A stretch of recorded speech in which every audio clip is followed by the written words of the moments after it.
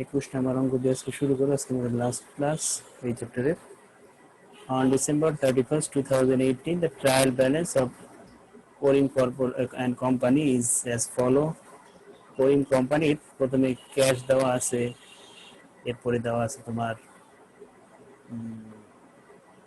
রেকর্ডিংটা on হয়েছে, তোমার ওইখানে রেকর্ডিং অপশনটা শো করে, দেখো তো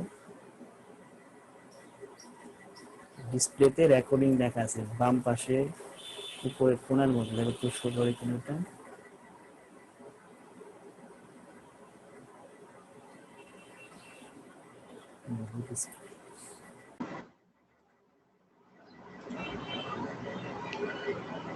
নেট কানেকশন ছেড়ে দিছে,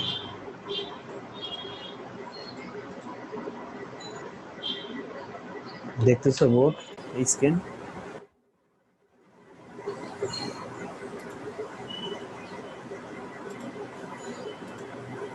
আচ্ছা, তো বলতেছিলাম আমাদের প্রথমে ক্যাশ দেওয়া আছে ৮,৭০০ টাকা, অ্যাকাউন্ট রিসিভেবল দেওয়া আছে ৬০,৭০০ টাকা। এইভাবে inventory, supplies, equipment, accumulate depreciation, তারপরে আছে notes payable, accounts payable, capital, drawing, sales revenue, sales return, sales revenue থেকে সেলস রিটার্ন বাদ দিব, কস্ট অফ গুডস সোল্ড আছে, স্যালারিস এক্সপেন্স আছে, অ্যাডভার্টাইজমেন্ট এক্সপেন্স আছে, utilities, maintenance and repair expense, freight out আর আছে রেন্ট এক্সপেন্স। প্রথমে বলতেছি সাপ্লাইস অন হ্যান্ড, সাপ্লাইস হাতে আছে ২,০০০। আমি সাপ্লাইস খরচ কতটুকু দেখাবো, এই ৬,২০০ থেকে আমরা বাদ দিব হলো ২,০০০ টাকা, অর্থাৎ ৪,২০০ আমি খরচ দেখাবো। ঠিক আছে, ৪,২০০ আমি খরচ দেখাবো, বাকি টাকাটা আমি সম্পদের, অর্থাৎ ২,০০০ টাকা আমি সম্পদে দেখাবো। ঠিক আছে, সম্পদের মধ্যে আমি ২,০০০ টাকা দেখাবো। তাহলে একটা সমন্বয়ের কাজ আমরা বুঝলাম। সেকেন্ড সমন্বয় বলছে অবচয় ১১,৫০০ টাকা অন ইকুইপমেন্ট, ১১,৫০০ টাকাই আমরা ডিরেক্ট বসায় দিব। এই ডিপ্রিসিয়েশন দুই জায়গায় কাজ হবে, ইনকাম স্টেটমেন্টে বসবে আর একবার ব্যালেন্স শিটে সম্পদ থেকে বাদ যাবে। ইন্টারেস্ট অফ টাকা 4,000 is accrued on notes payable, notes পেয়াবলের উপর সুদ বকেয়া আছে। তাহলে এই বকেয়া সুদ আমরা দুই জায়গায় বসাই, সুদ যতটুকু বকেয়া, এই বকেয়া সুদটা আমরা লায়াবিলিটিসে বসাই, কারেন্ট লায়াবিলিটিসে। আর আমরা সুদ যদি কোশ্চেন দেওয়া থাকে সেই সুদের সাথে এটা অ্যাড করে, না থাকলে ডিরেক্ট বসায় দিব। ঠিক আছে, কোশ্চেনে দেওয়া মিলে কোনো সুদ দেওয়া নেই, আমরা ডিরেক্ট সুদটা ইনকাম স্টেটমেন্টে দেখাবো। ঠিক আছে, ইন্টারেস্ট আমরা জার্নাল যদি করি, মানে অ্যাডজাস্টিং যদি করি, এই সুদের অ্যাডজাস্টিংটা কি হয়, interest expense debit, interest payable credit. Interest expense নাম দিয়ে আমরা ইনকাম স্টেটমেন্টে দেখাবো, নন অপারেটিং এক্সপেন্সে। আর বাকি যে অপশনটা অর্থাৎ ইন্টারেস্ট পেয়েবল, সেটা হলো current liabilities. Inventory actually on hand, তোমার হাতে আছে ৪৪,৪০০, কিন্তু তুমি এখানে দেখাইছো কত, ৪৪,৭০০ টাকা। তুমি কত বেশি দেখাইছো, মানে ৩০০ টাকা বেশি দেখাইছো। এই ৩০০ টাকা তোমাকে কমাইতে হবে। তাহলে ইনভেন্টরি আমরা যদি কমাইতে চাই তাহলে কি করতে হবে, জার্নাল যদি করি ইনভেন্টরি তাহলে ক্রেডিট করতে হবে। ইনভেন্টরি সবসময় ডেবিট, এটাকে কমাইতে হলে ক্রেডিট করতে হয়। আর ডেবিট কি হবে, cost of goods sold debit হবে। এই জন্য কস্ট অফ গুডস সোল্ডের সাথে ওই ৩০০ টাকা অ্যাড হবে। আর সমাপনী মজুত পণ্য আমরা দেখাবো ৪৪,৪০০। ঠিক আছে, তাহলে আমরা চারটা সমন্বয়ের কথা বললাম। Every month salary is paid in the first week of the next following month, পরবর্তী মাসের প্রথম সপ্তাহে মজুরি দেওয়া হয়। তার মানে স্যালারি বকেয়া থাকে, salary expense debit, salary payable আমরা ক্রেডিট লিখবো। টাকা কত হবে সেটা একটু পরে আমরা দেখব। 50% of salaries and rent expense to be considered as a selling expense. আবার স্যালারি আবার রেন্টের 50% বলছে সেলিং এ কনসিডার করা হয়, তাহলে বাকি যে 50% সেটা আমরা অ্যাডমিনিস্ট্রেটিভে কনসিডার করব। ঠিক আছে, আমরা এখন কাজ শুরু করে দেই। নিচে আবার বলে দিছে যে নোটস পেয়েবলে 20,000 টাকা ডিউ ইন জানুয়ারি মাসে পরিশোধ হবে, অর্থাৎ এটা হলো কারেন্ট। 20,000 টাকা হলো কারেন্ট, আর অবশিষ্ট যেটা থাকবে সেটা হলো আমরা লং টার্ম লাইবিলিটিস ধরবো। 31,000 আমরা লং টার্ম লাইবিলিটিসে কাউন্ট করবো। আমরা কি বলছিলাম, প্রথমে সেলস বসাইতে হয়, সেলস বসালাম, সেলস থেকে সেলস রিটার্ন বাদ দিতে হয়, আসে নিট সেলস। এটা সিম্পল হিসেব, আমরা প্রত্যেকটা অঙ্কে এই কাজগুলো করি। কস্ট অফ গুডস সোল্ড কেন যোগ দিছি সেটাও আমি বলছি। ৩০০ টাকা কোথা থেকে আসলো, প্রারম্ভিক এবং সমাপনীর পার্থক্য হলো ৩০০ টাকা, সমাপনী থেকে প্রারম্ভিক কম, সমাপনীর থেকে প্রারম্ভিক সরি প্রারম্ভিক বেশি, ঠিক আছে। প্রারম্ভিক যদি বেশি হয় তাহলে এখানে যোগ করতে হয় প্রারম্ভিক। যদি প্রারম্ভিক না, তো আসলে আসলে দুইটাই সমাপনী মজুত পণ্য, কিন্তু আমরা আগে মূল্যায়ন করে রাখছি 44,700, আর আমরা এখন দেখতেছি সেটা 44,400। তাহলে আমাকে এইটার সাথে এইটা বানাইতে হলে আমাকে আগের টাকা থেকে 300 কমাইতে হবে, আর ওই 300টাই আবার কস্ট অফ গুডস সোল্ডের সাথে অ্যাড হয়ে যাবে। তাহলে মোট আমার কস্ট অফ গুডস সোল্ড 4,97,700, ঠিক আছে। গ্রোস প্রফিট পেলাম। অপারেটিং এক্সপেন্সের মধ্যে কারা আছে? সেলিং এক্সপেন্স আছে, অ্যাডমিনিস্ট্রেটিভ আছে। তাহলে সাপ্লাইজ এক্সপেন্স, এই যে আমরা বলছিলাম 6,200 ছিল, আর সম্পদ ছিল 2,000 টাকার। তাহলে মোট সম্পদ থেকে হিসাবকাল শেষে যে সম্পদ ছিল সেটা যদি বাদ দিই, তাহলে আমি খরচের পরিমাণটা পাবো 2018 সালে খরচ কতটুকু হয়েছে। স্যালারি, এটা নোট আমরা নিচে ক্যালকুলেশন করছি, এটা এনে বসাই দিচ্ছি, ক্যালকুলেশনটা আমরা দেখতেছি কিভাবে করছি। এরপর হলো অ্যাডভার্টাইজমেন্ট এক্সপেন্স, প্রশ্নে দেওয়া আছে 24,400। ট্রেড আউট দেওয়া আছে, তারপর রেন্ট এক্সপেন্স দেওয়া আছে, ঠিক আছে। এগুলো আমরা বসেছি। রেন্ট এক্সপেন্স কিন্তু পুরো আসে নাই, এখানে কতটুকু আসছে? 50% আসছে, ঠিক আছে। কত রেন্ট এক্সপেন্স? কত ছিল? বুঝছো, পুরোটা বসাই রাখছি, এখানে অর্ধেক আসবে। হ্যাঁ, অর্ধেক হলে এখানে 12,000 যাবে, নিচে 12,000 যাবে, কারণ আমাদের তো 50% হচ্ছে। তাহলে এখানে হলো 12,000, নিচে যাবে 12,000, নিচে আমরা 12,000 বসাই। রেন্ট এক্সপেন্স 12,000, ঠিক আছে, বসালাম 12,000। তারপরে দেখো স্যালারি, এটা আমরা ওয়ার্কিং এ দেখো কিভাবে করছি। ইউটিলিটিস কোশ্চেনে 60,000 দেওয়া আছে, সেই 60,000 আমরা এখানে বসাবো, এটা লেখার দরকার নাই। ইউটিলিটিস 14,000 ছিল, মেইনটেনেন্স এন্ড রিপেয়ার এক্সপেন্স ছিল 12,100, ডিপ্রিসিয়েশন ছিল 12,000। আমরা তো একটু ভুল করছি কেন, একই এইটা 12,000 কি দিলাম, একটু চেক করে দেখি, ব্যাকে যাই একটু।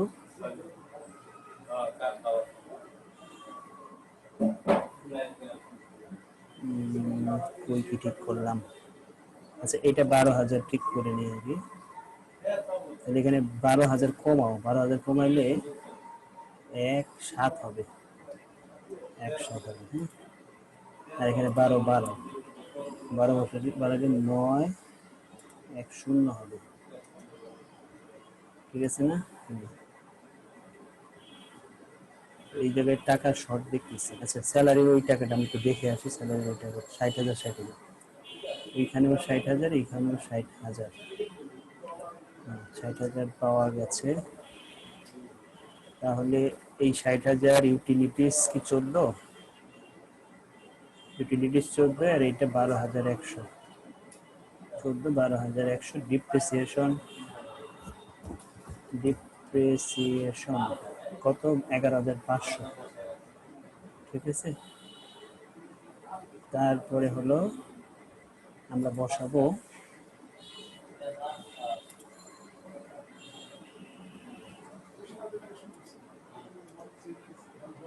এখন ওই যে কি বসাবো, রেন্ট এক্সপেন্স। রেন্ট এক্সপেন্সের যে অবশিষ্ট 50% আছে সেটা কত? 12,000।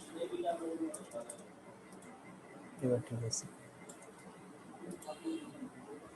আচ্ছা, তাহলে এই হলো আমাদের অ্যাডমিনিস্ট্রেটিভ এক্সপেন্স আর হলো সেলিং এক্সপেন্স, দুইটা যোগ করছি। আর হচ্ছে আমাদের এখানে নন অপারেটিং এক্সপেন্স ছিল 4,000 টাকা, এই যে পার্সেন্টেজ করে, এই যে 4,000 ছিল, এই যে পার্সেন্টেজ নিয়ে তো সরাসরি টাকা দেওয়া কোশ্চেন, তো এইটা আমরা বসালাম, হলো আমাদের 17,800। আমি একটু দেখে আসি যে স্যালারিটা কিভাবে কাউন্ট করছে। স্যালারিটা কিভাবে কাউন্ট করছে, স্যালারিটা একটু দেখি। স্যালারিটা কাউন্ট করা হয়েছে কিভাবে? প্রথমেই স্যালারি এক্সপেন্স ছিল 1,10,000, আর বলতেছিল যে যেই সপ্তাহে কাজ করে, সপ্তাহ বলছে না মাস বলছে, একটু দেখে আসি। Every month salary is paid in the first week, অর্থাৎ প্রতি মাসের স্যালারিটা প্রথম মাসে দেওয়া হয়, ঠিক আছে, of the next following month, মানে পরবর্তী মাসের প্রথম সপ্তাহে দেওয়া হয়।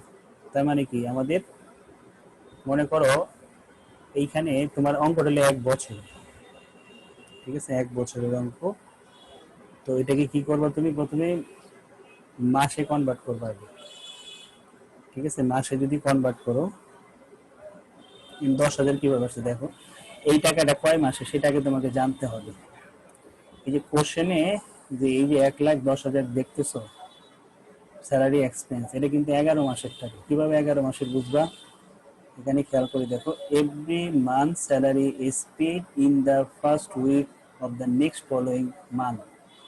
অর্থাৎ তুমি এই যে ডিসেম্বরে যখন তুমি অঙ্ক করতেছো তখন কিন্তু তুমি বেতন পাও নাই এখনো, কারণ এই ডিসেম্বরের বেতনটা জানুয়ারি মাসের প্রথম সপ্তাহে দেওয়া হবে।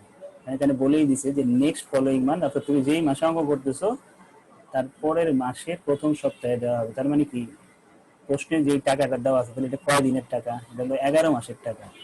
যেটা মিলে তুমি যেটা দেখতেছো 1,10,000, সেটা হলো 11 মাসের টাকা।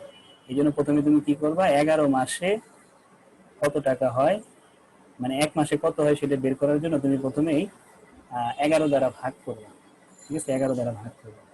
দেখো তাই করছি, 1,10,000কে আমি আর প্রথমে 11 দ্বারা ভাগ করছি, ঠিক আছে। 11 দ্বারা ভাগ করলে আমার প্রতি মাসে কত আসে। আমার এখানে কাজ একটু বেশি করে ফেলছি, এত কাজ করার দরকার ছিল না কোনো, মানে একবার 12 দিয়ে ভাগ করছে আবার 12 দিয়ে গুণ করছে, দরকার নাই। তুমি ডিরেক্ট, তোমার তো দরকার কি, এক মাসের বকেয়া কত, তাই তো না?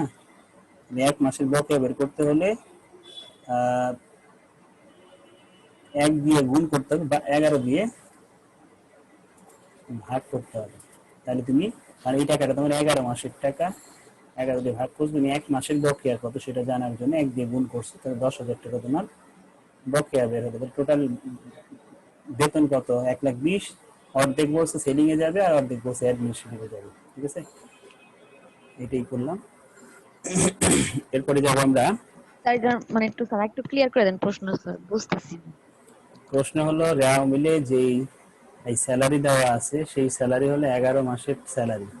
এটা এখন বুঝলে কিভাবে 11 মাসের স্যালারি, কারণ এখানে বলেই দিছে এভরি মান্থ স্যালারি, প্রতি মাসের যে বেতনটা সেটা দেওয়া হবে কবে, is paid to the first week, প্রথম সপ্তাহে।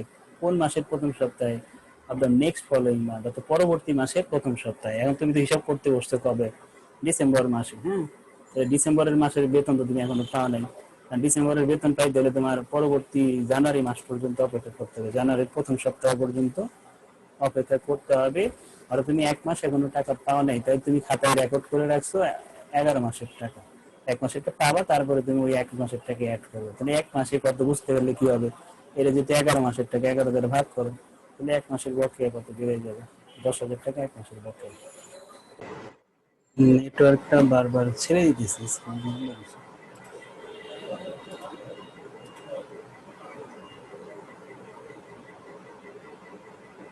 দেখতে পাইতেছো নাকি? হ্যাঁ স্যার দেখা যায়।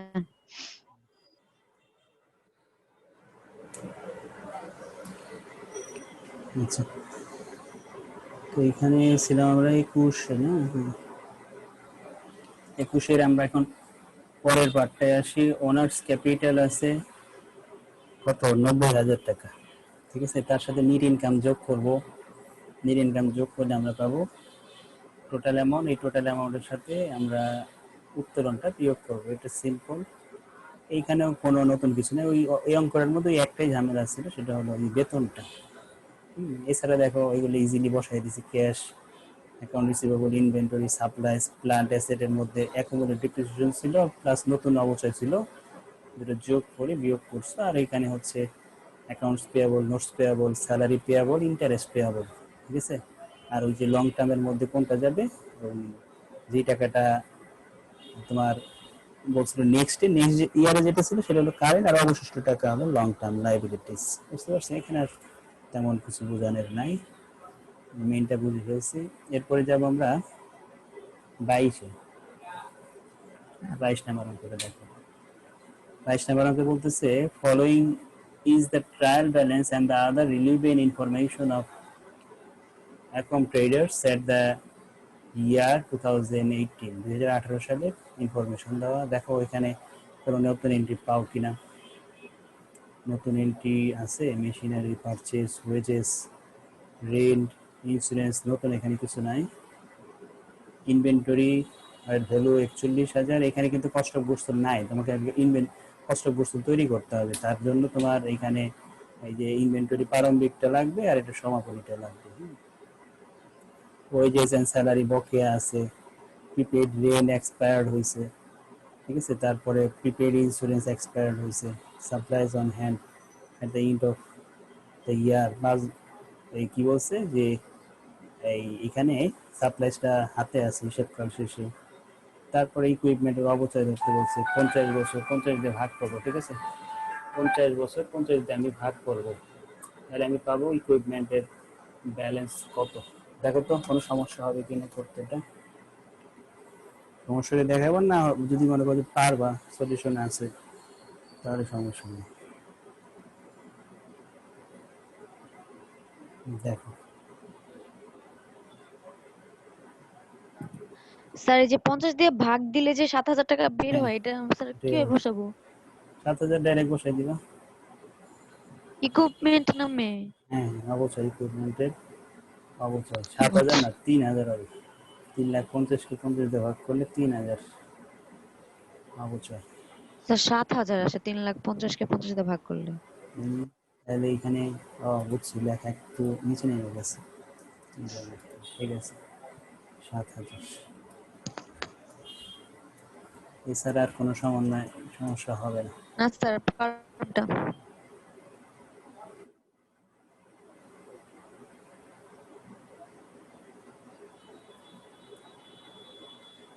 নতুন কিছু নাই। 23 24 আর কি নাই আমাদের অঙ্ক নাকি শেষ চ্যাপ্টার? কত কত বড় অবস্থা 20 পর্যন্ত হয়েছে। 23 আর 25, 23 আর 25 বাকি স্যার, বাকিগুলো স্যার আপনি দেখাই দিছিলেন। 23 23 এখানে করা নাই, 25 করা নাই। আচ্ছা দেখি কি করা যায় এটাকে। 23টা আমরা এখানে বলে দেই, হয়ে যাবে ছোট অঙ্ক তো এখানে। 23টা বলে দিই।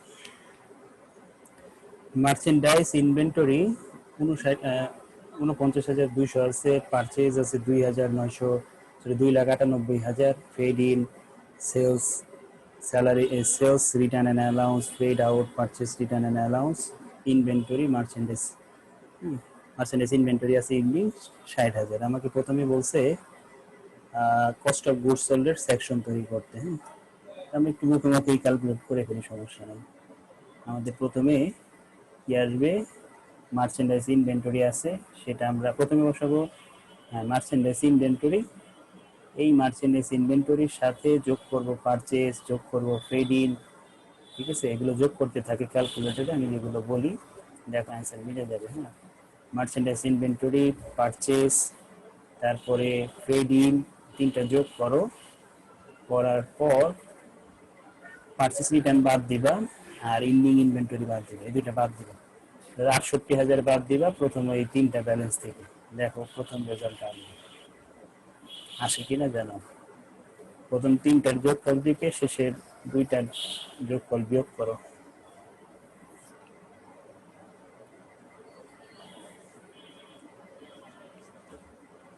আসে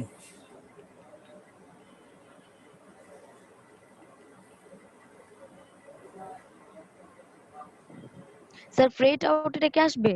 না, ফ্রেড আউট এটা বিক্রয় পরিবহন, এটা ইনকাম স্টেটমেন্ট ইয়েতে যাবে, বিক্রয় ও বিপণন খরচে মিলছে।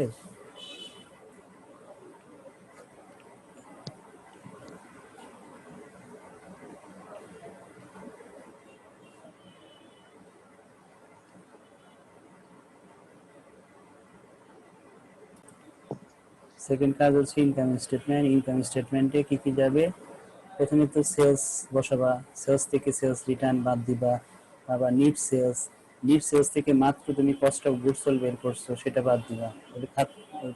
ক্যালকুলেটরে তোলো 4,20,000 মাইনাস 13,200 বিয়োগ করে কস্ট অফ গুডস সোল্ড 2,91,200 বাদ দাও, আবার গ্রোস প্রফিট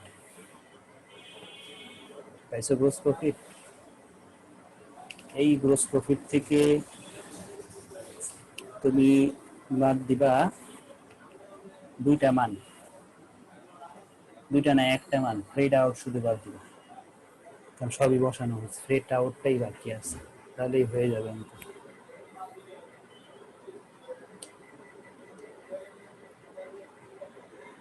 মিলে সেলস 4,20,000 থেকে 13,200 বাদ, কস্ট অফ গুডস সোল্ড 2,91,200 বাদ, তাহলে বের হবে গ্রোস প্রফিট। গ্রোস প্রফিটের স্যার থেকে হচ্ছে ভিতরে এটা করা লাগতেছে না, এটা শেষ। 24 কি ছিল? 24 তো আমি মনে বলে দিছিলাম। হ্যাঁ হ্যাঁ 24 করছি। তারপরে 25। আচ্ছা 25-এ কি বলতেছে?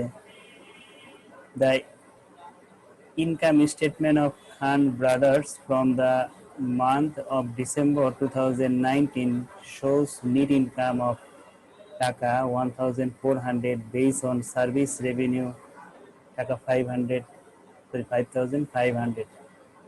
প্রথমে বলতেছে যে এই খান ব্রাদার্স এর নেট ইনকাম দেখাইতেছে 1,400 টাকা, সার্ভিস রেভিনিউ দেখাইতেছে 5,500 টাকা, স্যালারি অ্যান্ড ওয়েজেস এক্সপেন্স দেখাইতেছে 2,300, সেগুলো রেওয়া মিলে বলতেছে কথা। হ্যাঁ, তারপরে কিছু কিছু আরো কিছু ব্যালেন্স আছে, স্যালারি এক্সপেন্স, সাপ্লাইজ এক্সপেন্সের ব্যালেন্স আছে 1,200 টাকা, ইউটিলিটিজ এক্সপেন্সের ব্যালেন্স আছে 600 টাকা।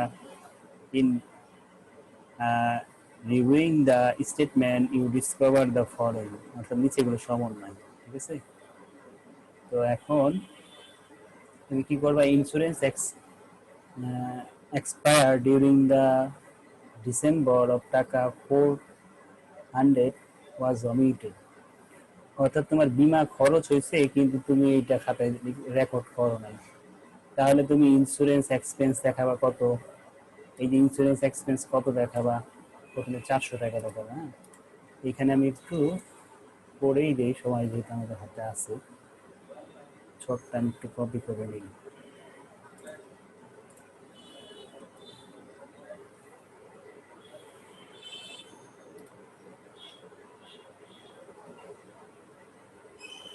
সেলস আছে যে রেকর্ডিং, তাহলে এটা এই টেবিলটার নাম হবে কারেক্ট ইনকাম স্টেটমেন্ট, টেবিলটার নাম হবে correct income statement for 2019, correct income statement for 2019, কোম্পানির নাম হবে।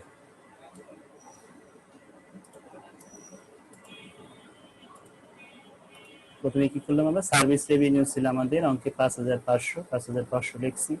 আর সার্ভিস রেভিনিউ নতুন করে দেওয়া হয়েছিল, সেবা দেওয়া হয়েছিল, রেকর্ড করা হয় নাই, সেটা আমরা রেকর্ড করলাম 6,150 টাকা টোটাল সার্ভিস রেভিনিউ। এরপর আমরা এক্সপেন্সগুলো বসাইছি, এক্সপেন্সের মধ্যে আছে স্যালারি 2,300 এবং স্যালারির কিছু টাকা বকেয়া ছিল 300, সেই 300 আমরা অ্যাড করলাম। তারপরে সাপ্লাইজ এক্সপেন্স 1,200-র মধ্যে বলতেছে সাপ্লাইজ এক্সপেন্সের মধ্যে 250 টাকার হাতে আছে, অর্থাৎ অন হ্যান্ড মানে সম্পদ আছে, সেই সম্পদটাকে আমরা বের করে নিলাম। এরপরে ইউটিলিটিজ এক্সপেন্সে কিছু বলে নাই, 600 ডিরেক্ট বসিয়ে দিছি। তারপরে নিচে দুইটা এন্ট্রি একবারেই বাদ পড়ে গেছিল, সেটা হলো ইন্স্যুরেন্স এক্সপায়ার 400 আর এবং ডিপ্রিসিয়েশনের 150। এই টোটাল আমাদের 4,700 খরচ, 6,150 আয়। আয় থেকে ব্যয় বাদ দিয়ে আমরা নেট ইনকাম বের করছি। ঠিক আছে, তাহলে আমাদের চ্যাপ্টার শেষ এইখানে। আমরা নেক্সট ক্লাসে নতুন একটা অধ্যায় যাব।